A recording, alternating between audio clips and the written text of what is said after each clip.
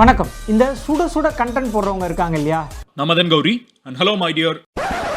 இவர் இல்லைங்க, அவரு பாத்தீங்கன்னா வந்துட்டு மதுரையில அன்னபூர்ணி மெஸ். இந்த மாதிரியான ஃபுட் ரிவ்யூவர்ஸ் அண்ட் ஃபுட் பிளாகர்ஸ்க்கு FSSAI அதாவது food safety and standards authority of இந்தியாவும் ACI அதாவது அட்வர்டைஸ்மெண்ட் ஸ்டாண்டர்ட் கவுன்சில் ஆஃப் இந்தியாவும் புது ரூல்ஸ் அண்ட் ரெகுலேஷன்ஸ் இம்ப்ளிமெண்ட் பண்ணியிருக்காங்க. அதாவது ஒரு சில கட்டுப்பாடுகளை இந்த ஃபுட் ரிவ்யூவர்ஸ்க்கும் ஃபுட் பிளாகர்ஸ்க்கும் விதிச்சிருக்காங்க. ஸோ நீங்கள் ஒரு ஃபுட் பிளாகராகவோ இல்லை ஃபுட் ரிவ்யூவராகவோ இருக்கீங்க அப்படின்னா இதுக்கப்புறமா என்னென்னலாம் ரூல்ஸ் அண்ட் ரெகுலேஷன்ஸ் ஃபாலோ பண்ணி கண்டென்ட்டை க்ரியேட் பண்ணணும் அப்படின்றத பற்றி தான் டீட்டெயில்டாக பார்க்க போகிறோம்.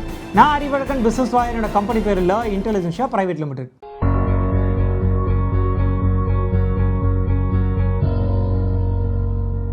கொஞ்ச நாளைக்கு முன்னாடி இந்த கண்டென்ட் கிரியேட்டர்ஸுமே ப்ரொஃபஷனல்ஸ் தான் அப்படின்னு சொல்லி, அதாவது இந்த கண்டென்ட் கிரியேஷன்றதுமே ஒரு ப்ராப்பரான ப்ரொஃபஷன் தான் அப்படின்னு சொல்லி கவர்மெண்ட் ஒரு பில் பாஸ் பண்ணியிருந்தாங்க.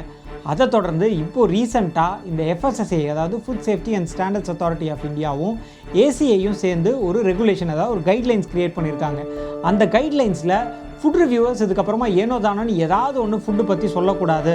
அவங்க நிறைய ஃபேக்ட் செக் பண்ணிவிட்டு அதுக்கப்புறமா தான் அவங்களோட ரிவ்யூவை கொடுக்கணும் அப்படின்னு சொல்லி அதுக்கான ஒரு சில நெறிமுறைகளையும் வகுத்திருக்காங்க. அந்த நெறிமுறைகளில் 3 முக்கியமான விஷயங்கள் சொல்லியிருக்காங்க. ஸோ இந்த 3 ரெகுலேஷன்ஸை ஃபாலோ பண்ணி தான் இதுக்கப்புறமா கண்டென்ட் ரிவ்யூவர்ஸ் ஃபுட்டை ரிவ்யூ பண்ணி vlog-ஆ போட முடியும்.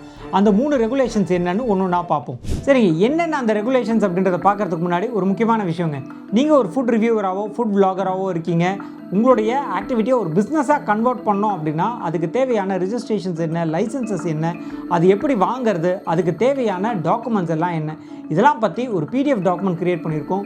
உங்களுக்கு அந்த டாக்குமெண்ட் தேவைப்படுது அப்படின்னா அதுக்கான லிங்க் டிஸ்கிரிப்ஷனில் கொடுத்துருக்கோம். மறக்காமல் அந்த லிங்க்கை கிளிக் பண்ணி PDF டாக்குமெண்ட்டை ஃப்ரீயாகவே டவுன்லோட் பண்ணிக்கலாங்க.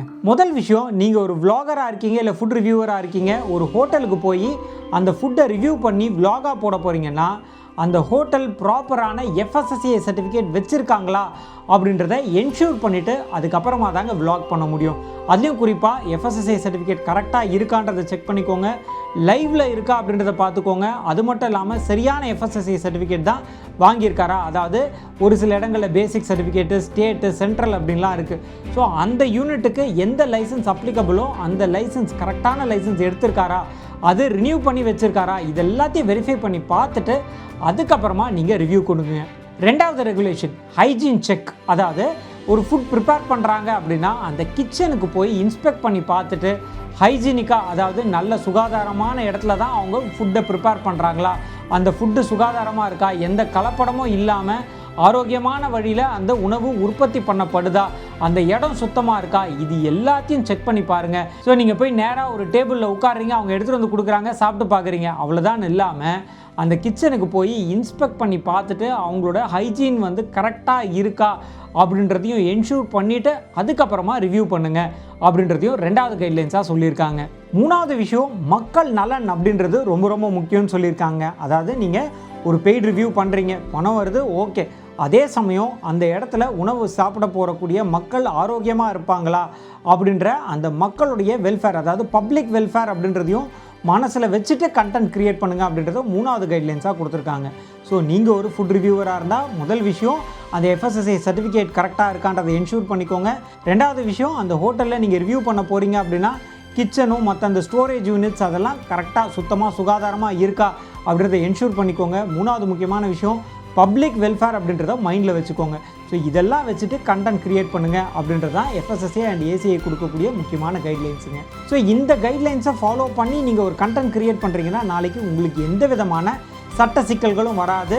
இஃப் சப்போஸ் இந்த ரெகுலேஷன்ஸை நீங்கள் ஃபாலோ பண்ணலை அப்படின்னா கண்டிப்பாக உங்களுக்கு பெனால்ட்டி அப்படின்றத அரசாங்கம் விதிக்கும் அப்படின்றதையும் அந்த FSSAI கைட்லைன்ஸில் சொல்லியிருக்காங்க. சரிங்க, இன்றைக்கி இந்த ஃபுட் ரிவ்யூவர்ஸ் என்னென்னலாம் ரெகுலேஷன்ஸ் ஃபாலோ பண்ணணும் அப்படின்றத பற்றி டீட்டெயில்டாக பார்த்தோம். இதே மாதிரி இன்னொரு வீடியோவில் இன்ட்ரெஸ்டிங்கான இன்ஃபர்மேஷனோட நான் உங்களை வந்து சந்திக்கிறேன். நான் அறிவழகன், பிஸ்னஸ் லாயர். என்னோட கம்பெனி பேர் இன்டெலிஜென்ஷியா பிரைவேட் லிமிடெட். நன்றி, வணக்கம்.